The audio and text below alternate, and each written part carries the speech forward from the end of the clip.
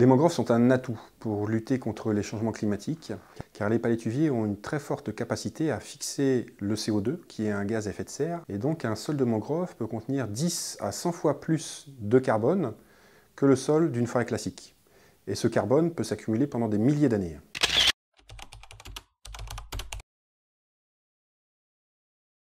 Les mangroves sont des écosystèmes exceptionnels, présents sur près de 75% des littoraux tropicaux et subtropicaux. Elles rendent de nombreux services écosystémiques aux populations du bord de mer des pays tropicaux. Elles permettent de lutter contre l'érosion, elles sont une zone de nurserie. Elles produisent les sels nutritifs et le CO2 nécessaires à la chaîne alimentaire le long des littoraux tropicaux.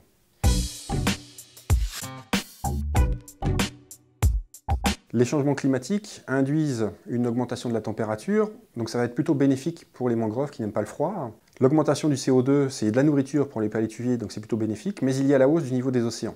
Les mangroves vont toujours migrer avec la hausse du niveau des océans. Donc sur des zones qui sont très peu habitées, ce n'est pas un problème, mais dans les zones urbaines, les espaces pour que la mangrove recule sont réellement limités, et c'est la première cause de disparition mondiale des mangroves actuellement.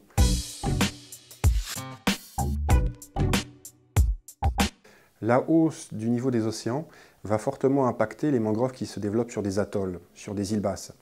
Plus il y a de sédiments qui s'accumulent, et plus la mangrove est en capacité de lutter contre la hausse du niveau des océans. S'il y a très peu d'apport de sédiments, de particules transportées par les rivières, eh bien la mangrove sera beaucoup plus sensible à la hausse du niveau des océans et risque à terme de disparaître. C'est le cas sur les atolls, notamment les atolls du Pacifique et à UVA. Par ailleurs, les mangroves à UVA se développent sur un sol calcaire, sur un sol carbonaté, et l'humus qui est produit par la décomposition de la litière va engendrer une dissolution de ce sol, de cette roche-mère, et en conséquence, la mangrove va s'enfoncer sous son propre poids. Donc elle subit un double impact, une très faible sédimentation et une disparition de son substrat du fait de la présence d'acide humique. Donc vraiment une grande sensibilité à la hausse du niveau des océans et une potentielle disparition à l'échelle de quelques dizaines d'années.